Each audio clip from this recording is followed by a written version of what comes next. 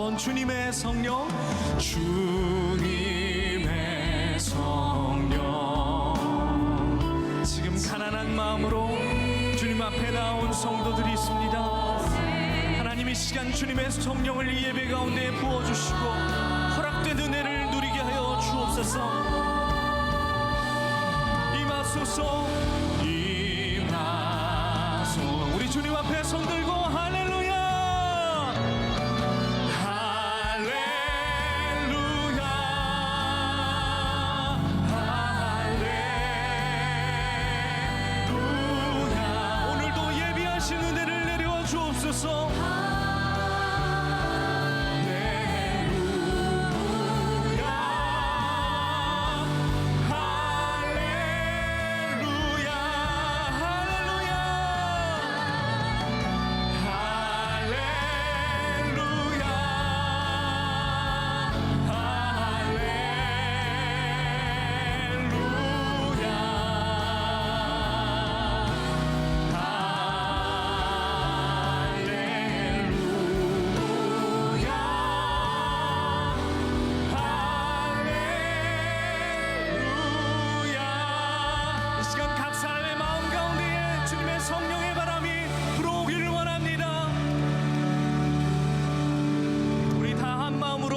신앙을 고백하겠습니다. 우리 미디어로 함께하는 분들도 소리내어 함께 고백합니다. 나는 전능하신 아버지 하나님, 천지의 창조주를 믿습니다. 나는 그의 유일하신 아들 우리 주 예수 그리스도를 믿습니다. 그는 성령으로 잉태되어 동정녀 마리아에게서 나시고 본디오 빌라도에게 고난을 받아 십자가에 못 박혀 죽으시고 장사된 지 사흘 만에 죽은 자 가운데서 다시 살아나셨으며 하늘에 오르시어 전능하신 아버지 하나님 우편에 앉아 계시다가 거기로부터 살아있는 자와 죽은 자를 심판하러 오십니다. 나는 성령을 믿으며 거룩한 공교회와 성도의 교제와 죄를 용서받는 것과 몸의 부활과 영생을 믿습니다. 아멘. 다 자리에 앉겠습니다. 할렐루야. 모든 열방의 소망 되신 우리 주 예수 그리스도 주님의 이름을 높여드리기 원합니다. 예수, 예수 열방의 소망, 예수 우리의 위로자, 주는 온 땅의 영원한 소망, 예수 어둠 속의 빛, 예수 변함없는 진리, 주는 온 땅의 빛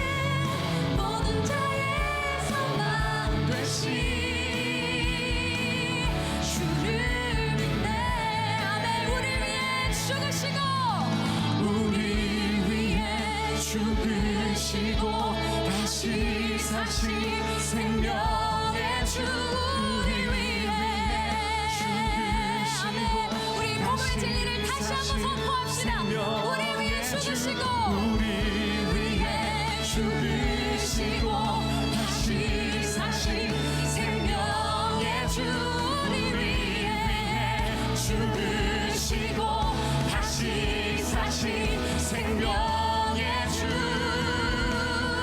주님만이 소망이요 변함없는 반석이라 주님만이 온 세상을 비추시네 또 죽음에서 부활하신 우리 구주 평강의 왕 주를 믿는 모든 자의 소망 되신 주님만이 주님만이 소망이요 변함없는 반석이라 주님만이 온 세상을 비추시네 주님에서 부활하신 우리 구주 평강의 왕 주를 믿는 모든 자의 소망 되신 주를 믿네 아멘 우리 열방의 소망이신 예수님의 이름을 우리 다시 한번 선포합시다 예수 열방의 소망 예수 열방의 소망 예수 열방의 소망 예수 열방의 소망 할렐루야 주님을 찬양합니다 세월이 아무리 지나고 꽃이 시들어도 우리 예수 그리스도의 이름만이 열방 가운데 소망인 줄로 믿습니다. 주님은 이 시간 가운데에 우리와 함께 이 관계 가운데 여기만 머물자고 말씀하지 않으시고 열방 가운데로 너희는 가서 제자 삼으라고 말씀하셨습니다. 그 말씀처럼 우리가 날 가라 명하시는 그 주님과 함께 그 임재 가운데서 세상 가운데 주님을 위하여 일하는 한 분 한 분의 성도들이 되었으면 좋겠습니다.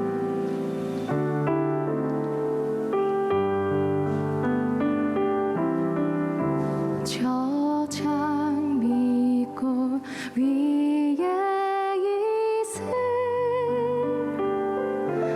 아직 맺혀 있는 그때에 귀에 은은히 소리 들리니 주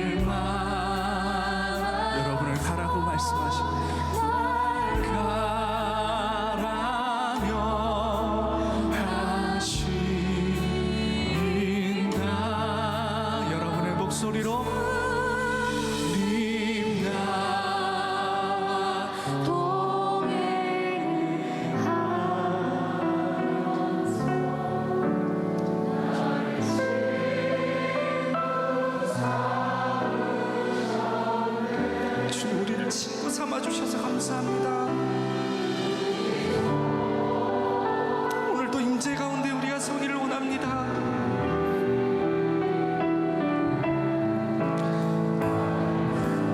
주님, 나와 동행을 하면서 나를 친구 삼아 주셨습니다. 주님, 나와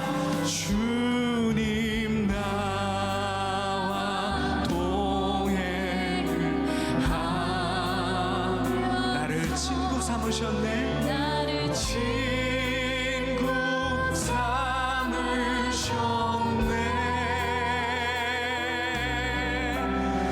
우리 서로 받은 그 기쁨을 알 사람. 우리 마지막으로 주님, 나와 동행하면서 주님이 예배가 임재 가운데 기쁨을 누리는 예배 되게 하여 주옵소서. 주님의 영광이 이곳에 가득하게 하여 주시고, 또 세상에 나아가 주님의 손과 발이 될 용기를 얻게 하여 주옵소서. 주님, 우리를 하나님 주님의 은혜로 채워 주옵소서. 받은 그 기쁨을 알 사람이 없도. 오늘도 주님의 은혜로 채우시는 주님께 감사와 영광의 박수를 드립니다. 주의 영광 이곳에 우리 손 높이 들고 주님 앞에 우린 선의 주님과 함께 찬양하며 우리는 전진하리. 성도 여러분, 포기하지 맙시다. 주의 영광 이곳에, 주의 영광 이곳에, 여러분의 삶 위에, 우리의 사역 위에, 이 예배 위에, 오늘도 말씀 가운데 찬양하며 우리는 전진하리. 모든 열방 주 볼 때 찬양하며 우리는 전진하리. 아멘. 모든 열방 주 볼 때 하나님께 최고의 영광의 박수로 찬양하기 원합니다.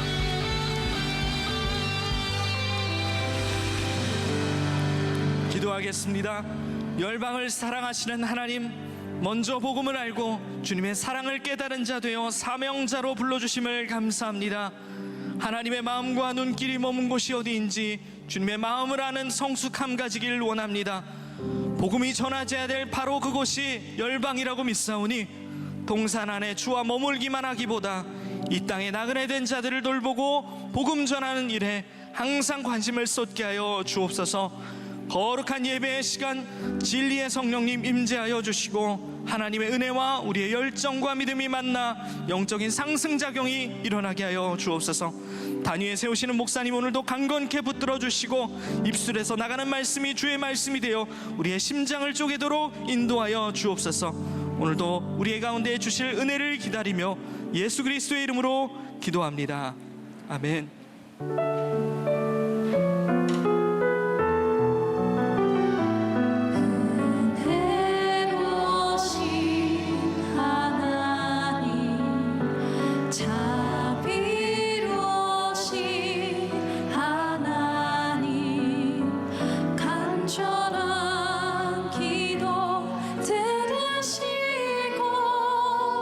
주의 뜻 이루소서.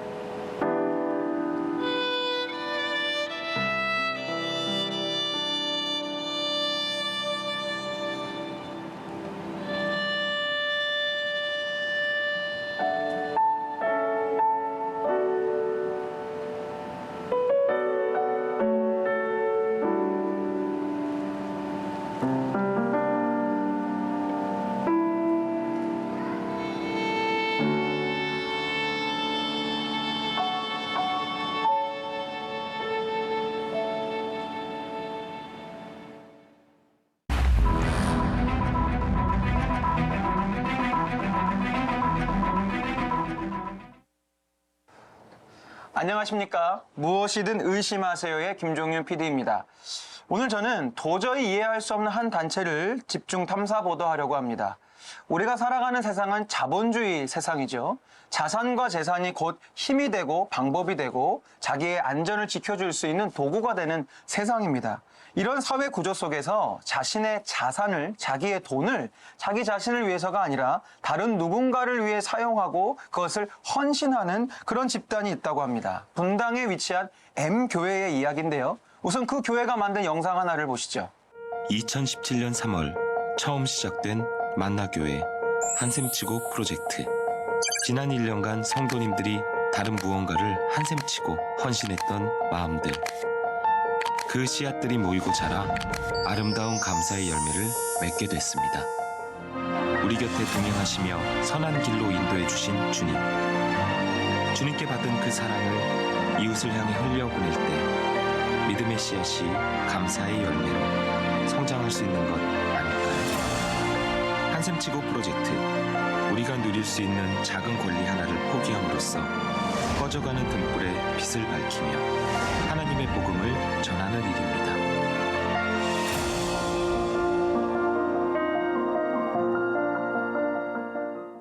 보시는 바대로 이 교회는 자신이 밥을 먹은 셈치고 커피를 마신 셈치고 여행을 간 셈치고 그 돈을 모아서 말씀드렸던 대로 자기 자신이 아니라 다른 누군가를 위해 사용하고 포기한다는 것입니다. 정말 이게 과연 가능한 일일까요? 더구나 놀라운 것이 무엇이냐면 돈뿐만이 아니라 이 교회의 신도들은 자신의 시간까지도 포기한다는 겁니다. 이른바 인앤아웃 프로젝트라는 것인데요. 자신들의 교회가 아니라 다른 교회에 가서 자신의 시간을 쓰고 거기서 봉사를 하고 심지어 그 교회에다가 헌금까지 하고 온다는 것입니다. 자기 교회를 챙기는 것도 힘들 텐데 남의 교회까지, 다른 교회까지 챙긴다니요. 저희 제작진들이 성경을 좀 연구해 보니 이들이 이렇게 돈을 헌신하고 자기의 시간을 포기하는 데는 바로 이 구절을 바탕으로 한다는 것을 찾게 되었습니다. 사도행전 2장 44절에서 46절의 성경 구절이라고 합니다. 믿는 사람이 다 함께 있어 모든 물건을 서로 통용하고 또 재산과 소유를 팔아 각 사람의 필요를 따라 나눠주며 날마다 마음을 같이하여 성전에 모이기를 힘쓰고 집에서 떡을 떼며 기쁨과 순전한 마음으로 음식을 먹고. 여러분, 그런데요, 과연 이런 삶이 정상적인 삶인가요? 자기의 소유를 같이 사용하고 자기 소유를 팔아서 남을 위해서 쓴다는 거, 저는 정말 이해할 수가 없습니다. 이거는 이상적인 유토피아 세상에서나 있을 법한 이야기고요. 이미 구조적인 오류가 증명된 공산주의의 망상이 아닐까 싶습니다. 과연 이렇게까지 종교 생활을 해야 하는 것일까요? PD인 저는 도무지 이해할 수가 없습니다. 그래서요, 이 시간 분당 M교회 대표인 김병삼 목사의 이야기를 직접 한번 들어보고자 합니다. 김병삼 목사님, 어떻게 이런 삶이 가능한 겁니까? 그리고 솔직히 이런 삶을 살라고 하는 속내는 무엇입니까? 자, 왜 나누며 살아야 되나요? 이 말씀을 우리가 함께 보려고 합니다. 자, 오늘 말씀 가운데 저에게 딱 눈에 들어온 구절이 하나 있었는데 그게 뭐냐면 힘쓰니라 라는 말이었어요. 42절에 보니까 그들이 사도의 가르침을 받아 서로 교제하고 떡을 떼며 오로지 기도하기를 힘쓰니라. 제가 생각하는 이 초대교회 공동체는 굉장히 의지적인 공동체라는 생각이 들었습니다. 하나님의 다스림, 성령이 임재했을 때 하나님의 역사가 임했다. 그런데 하나님의 다스림은 강제적이지 않다는 거예요. 모든 크리스찬들은 이상적인 하나님의 나라를 꿈꿔왔습니다. 그러나 그 꿈이 현실이 되느냐 아니냐는 다른 차원의 문제인 것 같습니다. 자, 만일 초대교회 교인들이 오늘 본문에 나타나는 일들을 행하지 않았더라면 어떤 일이 일어났을까요? 자, 먼저 47절을 보는데 오늘 말씀은 42절부터 46절까지 초대교회 교인들이 행한 일로 인하여 47절은 나타난 결과입니다. 자, 47절 같이 한번 봅니다. 시작. 하나님을 찬미하며 또 온 백성에게 칭송을 받으니 주께서 구원받는 사람을 날마다 더하게 하시니라. 자, 42절부터 46절까지 행동의 결과가 47절로 나타났다면 42절부터 46절까지 행동을 하지 않았다면 47절의 결과는 나타나지 않았을 겁니다. 하나님을 찬미하지도 않았을 것이고 백성들에게 칭송을 받지도 않았을 것이고 하나님께서 거기에 구원받는 숫자도 더해 주시지 않았을 겁니다. 오늘 이 말씀은 우리의 교회, 지금 한국 교회를 측정하는 바로미터가 될 것 같기도 합니다. 왜 교회에서 진정으로 하나님을 찬송하는 모습이 사라졌는가? 왜 오늘날 교회들은 백성들에게서 칭송을 받지 못하는가? 왜 오늘날 교회에 구원받는 숫자가 늘어나지 못하고 있는가? 이 문제에 대한 답을 오늘 말씀이 우리들에게 주고 있는 거예요. 오늘 본문을 읽는 많은 사람들에게 이런 질문이 있을 것 같기도 해요. 과연 이런 공동체, 초대교회와 같은 공동체가 가능한 일일까? 제 대답은 yes or no. 만일 이 공동체가 성령의 역사 가운데 저절로 일어나는 것이다 라고 생각한다면 no입니다. 그러나 성령님의 역사와 하나님의 다스림 가운데서 의지적 결단이 일어난다면 yes입니다. 오늘 말씀을 묵상하며 저에게 제 눈에 들어왔던 구절, 조금 전에 이야기했던 기도하기를 힘쓰니라, 이 힘쓰니라고 하는 이 부분, 사도행전 2장 42절을 유진 피터슨의 메시지 성경에서는 이렇게 표현을 하고 있어요. 그들은 사도들의 가르침과 공동생활과 공동식사와 기도에 자신들의 삶을 드렸다. NIV 영어 성경에도 보면 이 부분을 devoted라는 말을 쓰고 있어요. 이게 무슨 말이에요? 헌신하다라는 거예요. 초대교회 공동체에 가르치는 일도 있고 봉사하는 일도 있고 교제하는 일도 있고 기도하는 일이 있었는데 이 일을 위하여 삶을 드렸다는 거예요. 그러니까 우리들이 흔히 이야기하는 교회의 표식, 기도, 교제, 섬김, 봉사, 이런 일들 가운데 내 삶을 드리는 일들이 일어나지 않으면 이 모든 일들은 굉장히 피상적인 것으로 끝날 수 있다는 거죠. 우리의 신앙생활은 은혜로부터 시작됩니다. 그러나 이 은혜의 생활을 계속해서 유지해 나가는 것은 우리의 의지적인 결단에 대한 부분이죠. 자, 여러분들에게 제가 도전을 드리고 싶은 거예요. 자, 우리가 하나님의 은혜라고 하는 말을 참 많이 들었습니다. 그래, 내가 은혜 받아서 은혜로 살아. 그런데 여러분들은 하나님의 은혜로 삶을 살아가기 위하여 무엇을 선택했나요? 내가 하나님의 은혜로 살아가기 위해 내 삶을 선택했다고 하는 것은 이 선택으로 인하여 내가 포기할 것이 많다고 하는 것을 의미하기도 합니다. 내가 하나님의 은혜 가운데 살아가며 나의 선택과 나의 포기한 것은 이것입니다. 이것이 우리들에게 분명하지 않다면 우리는 이런 공동체를 만들어갈 수 없는 거죠. 성령님께서 우리 공동체에 임하실 때 우리로 하여금 올바른 선택을 하게 하고 버려야 할 것을 버리게 할 수 있을 때 우리의 공동체는 진정 복된 축복의 공동체를 만들어갈 수 있죠. 그러면 이 초대교회 공동체는 왜 이렇게 살았을까요? 마틴 로이드 존스 목사님의 진정한 기독교. 이 책에 이런 구절이 있어요. 사도행전을 이렇게 강해한 책인데요. 우리가 지금 사도행전을 공부하고 있는 것은 이 책이 교회란 무엇이고 기독교란 무엇이며 그리스도인이라는 것이 실제로 무엇을 의미하는지에 대한 권위 있는 진술이기 때문이다. 그러니까 오늘 우리가 나누는 이 말씀이 교회가 무엇인지 그리스도인이 무엇인지를 권위 있게 진술하고 있다는 거예요.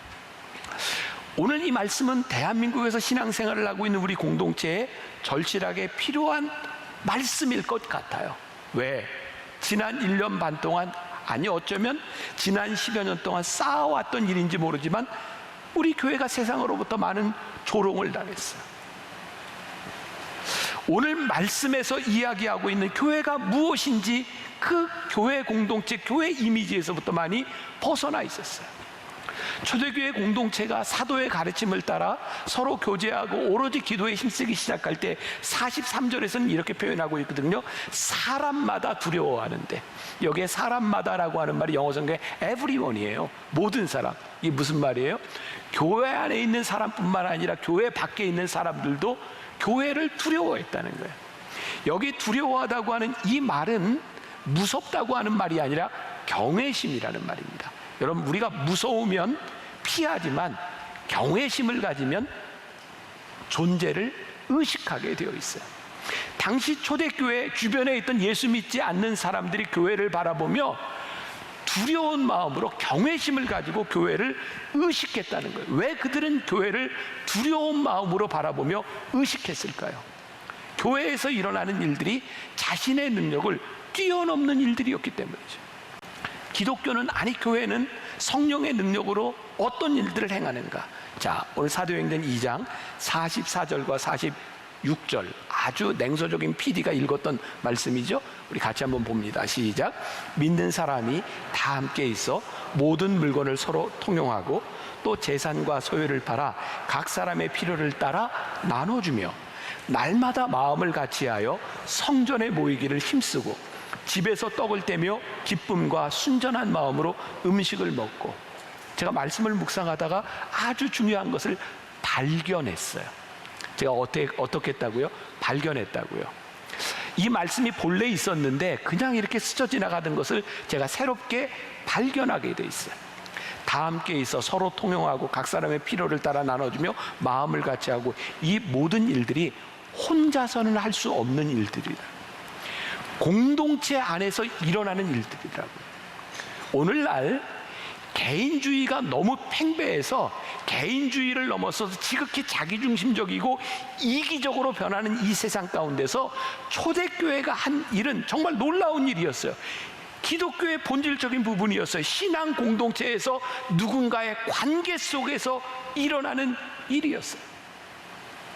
세상 사람들이 부러워하고 두려워했던 그 일이 뭐냐면, 세상 사람들은 누구나 자기를 먼저 생각하고 내 이익을 챙기는 이 세상 가운데서 그 초대교회가 그렇지 않았다는 거예요. 제가 이 말씀을 이렇게 설교문을 작성했던 때가, 제가 원고에 보니까 2020년 3월이네요. 자, 작년 3월을 한번 생각해 보세요. 어떤 일이 일어났나요? 코로나가 바로 터지고 신천지로 인하여 막 확산되고 교회가 세상에 정말 심각하게 손가락질을 받던 때, 그리고 교회에서 예배를 드릴 수 없는 그 상황 가운데서 교회는 많은 논쟁과 갈등을 겪기 시작했어요. 주일 성수에 대한 문제였죠. 우리가 이 교회에서 예배를 드리느냐 드리지 마느냐, 그리고 이 일들을 가지고 교회에서 계속 모이는 교인들을 바라보며 세상이 교회에 대하여 손가락질을 하기 시작했고 조롱하기 시작했어요. 교인들은 자기들을 위하여 모이고 자기들을 위하여 기도하고 자기들을 위하여 예배하고 있지만, 우리들에게는 해악을 끼치는 존재라고, 교회가 경외의 대상이 아니라 역병을 전달하는 그런 집단이 되었다고 세상이 교회를 향하여 손가락질했어요. 이 손가락질에 대하여 마음 아프지 않을 크리스찬들이 누가 있었겠어요? 저도 그렇고 여러분들도 그렇고. 그런데 그 일로 인하여 저는 다시 한번 교회론을 생각하게 되었고 예배에 대하여 다시 한번 생각하게 되었어요. 사실 이 코로나가 터지기 전부터 우리 교회에는 그런 교회론을 분명히 가지고 있었어요. 교회는 건물이 아닙니다. 하나님은 건물 안에 머무시는 분이 아닙니다. 그런데 우리는 코로나가 딱 터지고 나니까 교회 안에서 예배를 드리느냐 드리지 못하는 문제를 가지고 우리는 너무나 힘들어하기 시작했어요. 건물에 모이지 못하는 우리로 인하여 교회는 위기에 처했다고 생각하기 시작했어요. 아니, 교회는 건물이 아닙니다라고 그렇게 이야기를 했는데, 건물에서 예배를 드리는 이 시간들을 견디어내지 못하고 우리는 이런 우려 가운데 빠졌어요. 이러다가 교회가 없어지는 것 아니야? 이러다가 이렇게 온라인 예배에 익숙해져서 이제 다시 사람들이 모이지 않는 것 아니야? 그런 염려들을 들으며 저는 이렇게 생각하기 시작해서, 하나님, 그동안 우리들이 믿었던 것이 진짜 믿었던 것인지, 우리가 그동안 잘못 배우고 잘못 가르친 것은 아니었는지, 우리는 예배를 통해 하나님을 영화롭게 하고 하나님께 무릎을 꿇고 우리가 하나님께 예배드리는 것을 통하여 우리는 하나님을 섬기고 이웃을 섬긴다고 생각했는데, 왜 우리는 우리가 만들어 놓은 이 교회 안에서의 이 예배를 벗어나지 못하고 있었을까? 하나님은 이 건물보다 훨씬 더 크신 분이라고 하는 것을 우리들이 고백하면서 우리는 그렇게 살지 못하고 있었구나. 어쩌면 말씀대로 살아내지 못하는 우리를 바라보며 세상이 우리를 향해 조롱하는 것은 당연한 일이었을지도 모른다는 생각이 들었어요. 우리가 어떻게 답을 찾을까요? 우리가 어떤 고민을 하고 우리들이 생각하는 것이 문제가 아니라 저에게 중요한 답이 있다고 생각했어요. 예수님이라면 이 상황에서 어떻게 하실까를 보면 되겠다. 누가복음 13장 10절 이하에 보면 예수님께서 안식일에 회당에서 18배 동안 귀신 들려 아프고 힘들었던 여인을 고쳐주시는 장면이 나와요. 그것을 보고 누가복음 13장 14절에서 이렇게 이야기를 합니다. 회당장이 예수께서 안식일에 병 고치는 것을 분내어 무리에게 이르되 일할 날이 엿새가 있으니 그동안에 와서 고침을 받을 것이요 안식일에는 하지 말 것이니라 하거늘. 예수님이 이렇게 말씀하세요. 주께서 대답하여 이르시되 외식하는 자들아, 너희가 각각 안식일에 자기의 소나 나귀를 외양간에서 풀어내어 이끌고 가서 물을 먹이지 아니하느냐? 그러면 18배 동안 사탄에게 매임받은 이 아브라함의 딸을 안식일에 이 매임에서 푸는 것이 합당하지 아니하냐?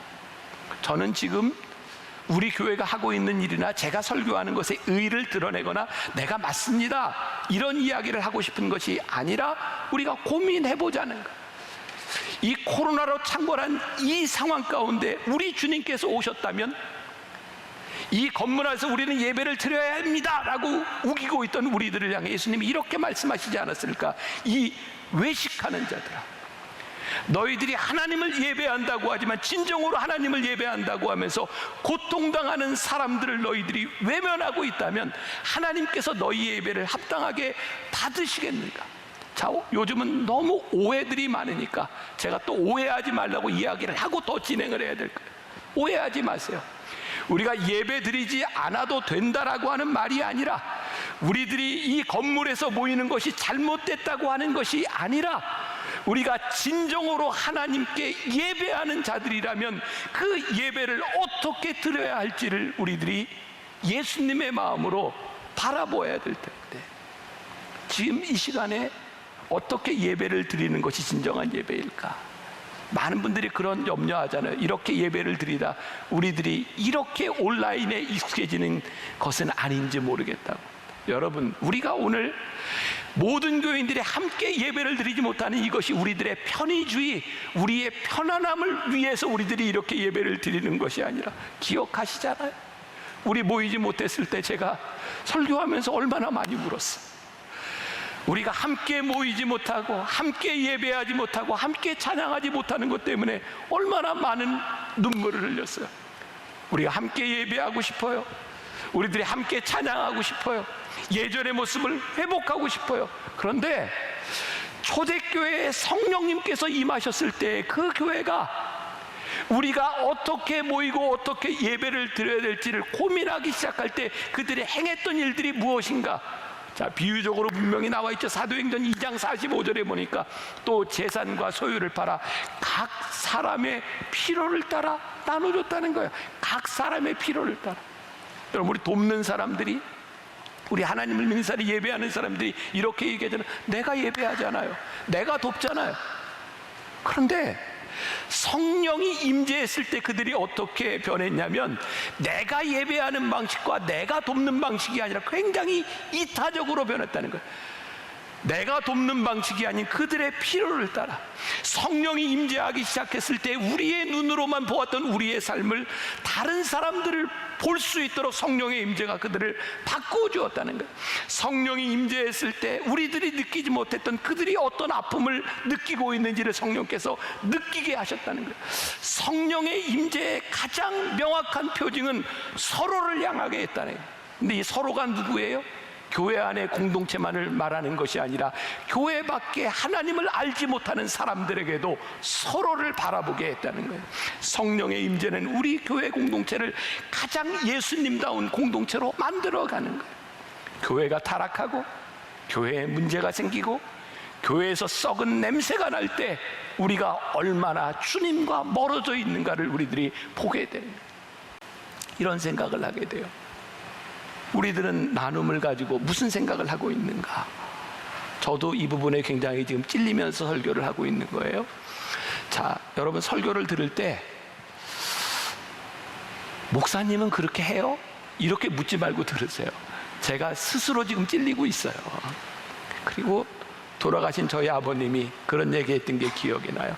아버지, 저는 설교할 자격이 없는 사람 같아서 목회를 못할 것 같아요. 돌아가신 아버님이 저에게 그랬거든요. 야, 세상에 자격이 있어서 설교하는 사람이 누가 있냐. 말씀을 전하고 그렇게 살려고 몸부림치는 게 목회자야. 저 지금 자격이 있어서 이런 얘기하는 거 아니에요. 우리 교회도 많은 나눔 자랑하잖아요. 여러분들에게 알려주잖아요. 근데 우리들이 필요를 따라 나누는 그인들은 우리의 자랑과 우리의 위안과 우리의 칭찬과 명성을 얻기 위함이 아니라 우리의 나눔을 통해 그 나눔을 얻는 사람이 기쁨을 얻을 수 있고, 이 일을 통하여 하나님의 나라가 이루어지고 하나님의 다스림이 이루어지고 있는가, 그것이 분명하게 나타나는 것이 나눔이기 때문에 이야기하는 것. 다시 한번 사도행전 2장 47절, 하나님을 찬미하며 온 백성에게 칭송을 받으니 주께서 구원받는 자를 날마다 더하게 하시니라. 굉장히 좋은 예가 될 것 같은데요, 제가 아까 소개했던 스카솔즈의 선에 갇힌 인간 선밖에 예수에 나오는 글인데, 그냥 여러분들이 편안하게 들어도 좋습니다. 그런데 집중해서 들어주세요. 이 이야기 하나 가운데 제가 지금까지 이야기했던 많은 것들이 잘 요약이 되어 있습니다. 자, 이 스카솔즈 목사님의 이야기입니다. 뉴욕에서 살 때 하루는 나의 일을 골똘히 생각하며 브로드웨이를 걷던 중 한 빵집에 있던 여인이 내게 먹을 것을 사달라고 부탁했다. 그녀는 길거리에서 사는 노숙자로 자주 보던 얼굴이었다. 그녀는 예수님처럼 머리를 누일 곳이 없었다. 그녀를 돕고 싶었던 나는 베이글 하나와 커피를 한 잔 사주었다. 그러자 그녀는 커피는 좋지만 베이글보다는 달걀 샐러드가 좋다고 말했다. 나는 빙그레 웃으며 얼마든지요 라고 대답했다. 하지만 속으로는 웃지 않았다. 솔직히 그 요구가 썩 기분이 좋지 않았다. 가던 길을 멈추면서까지 도와주는 사람에게 까다롭게 구는 것이 너무하게 느껴졌다. 내가 뭘 주던 감사히 먹을 것이지. 게다가 베이글은 57센트지만 달걀 샐러드는 6달러였다.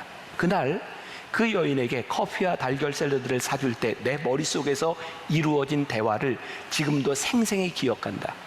그녀의 요청에 짜증난 나는 그녀에게 빈정거리는 상상을 했다. 아예 캐비어를 사드릴까요?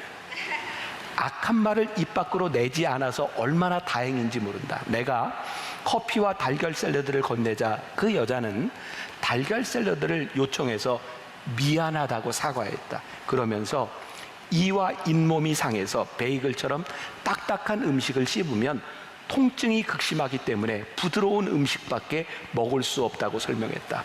바로 그 사정을 잘 알지 못해서 그런 것이지만 냉담하고 비판적으로 굴었던 것이 하나님께 너무나 죄송했다.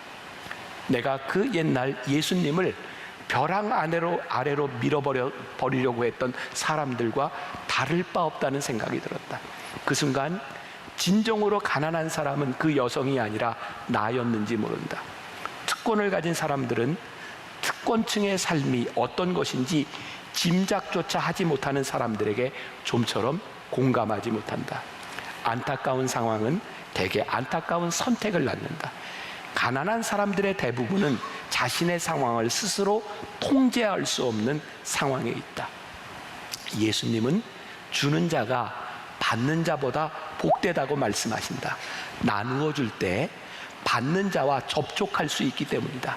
거리에서 달걀 샐러드를 원한 그 여성을 만난 덕분에 내 인생이 크게 변했다. 그 짧은 대화를 통해 내 이와 잇몸은 멀쩡하지만 내 안에 망가지고 상한 구석이 많아서 주님의 떡이라는 값비싼 부드러운 음식과 주님의 잔에 담긴 값비싼 보혈을 필요로 한다는 사실을 새롭게 깨달았다. 오늘 말씀은 오늘 여러분들 주님은 나의 최고봉 묵상들과 많이 연결이 되어 있습니다. 비판이 아닌 기도하라고 하는 말씀과 연결이 되어 있어. 우리는 참 많은 사람과 많은 사건들에 대하여 비판적인 시각을 가지죠. 저도 마찬가지죠. 네, 하나님은 오늘 우리들에게 너희들이 알지 못하고 깨닫지 못하고 너희들이 경험해 보지 못한 것에 대하여 비판하는 것이 아니라 기도하라고 말씀하고 있거든요. 오늘 이 초대교회에 구원이 임했습니다. 초대교회 역사엔 부흥이 있었어요. 우리가 알고 있는 것처럼 하루에 3,000명 그리고 하루에 5,000명이 더해지는 놀라운 역사가 있었어요. 그런데요, 성경은 단순히 이 교회의 숫자가 늘었다고 말씀하시는 것이 아니라 사도행전 2장 47절에서 하나님께서 날마다 구원받는 숫자를 더하게 하셨다고 말씀하고 있어요. 여러분, 교회의 표징은요, 구원받는 숫자가 늘어나는 거예요. 만일 초대교회에 나눔이 없었다면 이런 일이 일어났을까요? 자, 여기에서 우리들이 분명히 짚고 넘어가야 될 것은 나눔만이 어떤 유일한 행동이요, 나눔만을 통해서 구원의 역사가 일어났다고 하는 것은 아니에요. 그러나 성령께서 예루살렘 공동체에 필요한 일이 무엇인지를 보게 하셨고 하나님의 마음이 어떤 것을 깨닫게 하셨을 때, 그들이 나눠야 된다고 생각했을 때 그 일을 통하여 하나님께서 예루살렘 공동체 교회를 통하여 하나님의 역사가 이루어지고 있다는 거예요. 성령께서는 초대교회에서 나눔을 도구로 사용하셔서 구원 역사를 이루어가고 계셨어요. 종종 교회에서 물질에 대한 이야기를 하면 저 교회 세속적이다 라고 이야기를 해요. 그러나 물질만큼 우리가 적나라하게 어떤 존재인지를 극명하게 설명해 주는 것은 없습니다. 오늘 말씀을 통해 드러난 진정한 기독교의 표식은 날마다 구원받는 숫자가 늘어나는 것이다. 자, 마틴 로이드 존스 목사님의 책을 조금만 인용합니다. 진정한 기독교는 생명과 능력과 자기 포기로 충만합니다. 진정한 기독교는 바로 하나님의 행동이기 때문입니다. 진정한 기독교는 하나님의 성령의 역사입니다. 이 성령은 하나님께서 이 세상에서 당신의 목적을 이루시기 위해 교회에 보내셨습니다. 나눔은 구원받은 자의 삶을 통해 나오는 행위이기 때문에 능력이 있고, 구원받은 자의 삶을 통해 나오는 그 행위이기 때문에 사람들을 두렵게 만들어요. 초대교회의 나눔은 교회와 교회 밖의 사람, 가진 자와 갖지 못한 사람들의 벽을 허물어뜨렸어요. 복음의 역사는 벽을 허무는 역사예요. 오늘 여러분들에게 또 도전하고 질문하고 싶습니다. 우리들에게 얼마나 많은 벽이 있어요? 여러분 가정에, 여러분 직장에 우리들이 얼마나 많은 벽을 가지고 있어요? 성령이 임하셨을 때 우리들에게 분명히 나타나는 현상이 있는데 그 벽이 무너져 내리는 거예요. 에베소서 2장 13절과 14절 말씀 보세요. 이제는 전에 멀리 있던 너희가 그리스도 예수 안에서 그리스도의 피로 가까워졌느니라. 그는 우리의 화평이신지라. 둘로 하나를 만드사 원수된 것 곧 중간에 막힌 담을 자기 육체로 허시고 벽을 허물어 주셨어요. 초대교회의 성령의 역사가 일어나며 그들이 나눔의 삶을 실천할 수 있었던 아주 중요한 이유 가운데 하나가 그들 속에 있었던 임박한 종말 사상이었어요. 그들은 성령을 받고 어떤 기대를 가지고 있었는지 아세요? 예수님이 곧 오실 거야. 아마 내가 살아있는 동안 주님이 오실 거야. 자, 여기서 제가 여러분들에게 굉장히 중요한 말씀을 하나 드려요. 2000년 기독교 역사 가운데 많은 이단들이 있었습니다. 그리고 우리가 지금 살아가면서 보는 많은 이단들의 특징이 뭐냐면 임박한 종말을 이야기해요. 그래서요, 많은 이단들의 특징이 곧 예수님이 오시니 함께 모여 공동체를 이루자는 거예요. 그들이요, 재산을 다 팔아서 그들의 공동체를 이룹니다. 그런데 초대교회 공동체와 다른 게 무엇인지 아세요? 예수님이 오신다고 하는 것을 믿고 있었던 성령이 임하였던 그 공동체는 다 모아서 자신들의 재산을 모아서 우리를 위해 쓴 것이 아니라 하나님의 나라를 이루기 위하여, 지금 곧 예수님이 오실 것이니 우리들에게 주어진 이 세상에서 하나님의 나라를 이루자고 그들의 가진 것들을 나누는 공동체가 되었는데, 이단은 우리의 공동체를 위하여 우리의 배를 불리고 있는 거예요. 오늘 말씀은 세상 사람들이나 교회에 다니는 모든 신앙인에게 참 어려운 말씀입니다. 우리가 가지고 있는 재산 다 팔아서 나와야 된다는 말입니까? 우리도, 우리 재산도, 우리가 드리는 헌금, 우리를 위해 사용하는 것이 옳지 않겠습니까? 어떻게 남을 위해서 다 쓸 수 있는 것입니까? 한 가지 중요한 것이 있는 거예요. 우리들의 물질, 우리들의 경제 모든 것이 하나님의 나라를 이루는 데 쓰이지 못하면 그것은 욕심 덩어리라. 세상은 교회가 얼마나 많은 돈을 가지고 있는가, 여러분들이 얼마나 많은 헌금을 하는가, 이런 거 가지고 놀라지 않습니다. 오히려 세상은 교회가 얼마나 돈을 가지고 있다라고 할 때 조롱할 것입니다. 이번 코로나를 지나면서 정말 안타까운 마음으로 우리 교인들이 헌금했어요. 우리 교회 안에 당장 어려움을 당하는 사람을 도웁시다. 더 어려운 교회를 도웁시다. 그리고 그걸 넘어서 교회를 다니지 않는 사람들, 어려운 사람들, 소상공인을 도웁시다. 우리 교회가 헌금 많이 했어요. 우리 나름대로 최선을 다했어요. 그런데 어느 날 신문에 보니까 어떤 기업이 코로나로 어려운 사람 도우세요. 300억. 아니, 한 연예인이 몇십억. 교회가 돈을 모아서, 교회가 헌금을 해서 누군가를 돕는다고 하는 게 이게 진짜 껌이에요, 껌.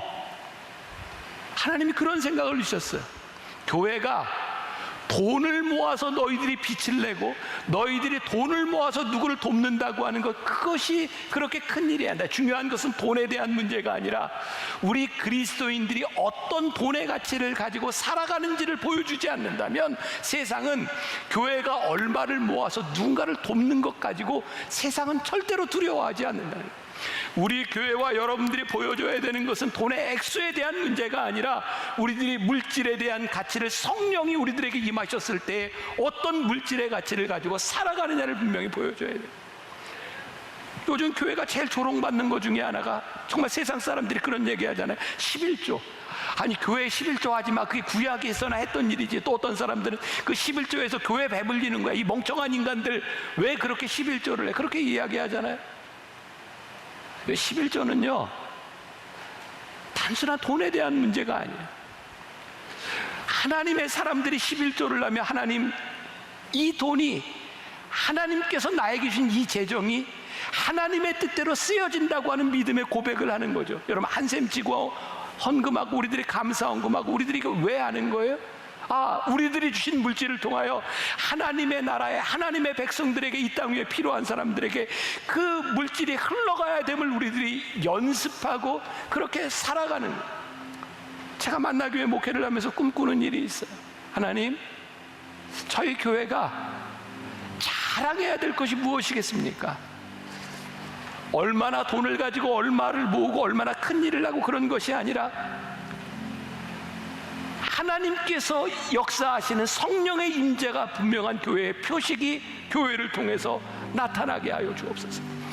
초대교회가 나누지 않았더라면 하나님이 그들을 통해 역사하시지 못했을 것처럼, 하나님, 우리 교회가 하나님 앞에 버려지는 교회가 아니라 하나님께서 우리의 교회를 쓰시는 이 놀라운 표식이 모든 사람들을 두려워하게 만드는, 그래서 구원받는 숫자를 더하시는 하나님의 역사가 이 교회와 여러분들과 저와 우리를 통하여 일어나게 하여 주옵소서. 아까 그 냉소적이고 못된 그 PD의 물음에 대하여 그래서 우리가 나누며 사는 겁니다. 왜? 하나님이 우리들에게 그렇게 말씀하셨기 때문입니다.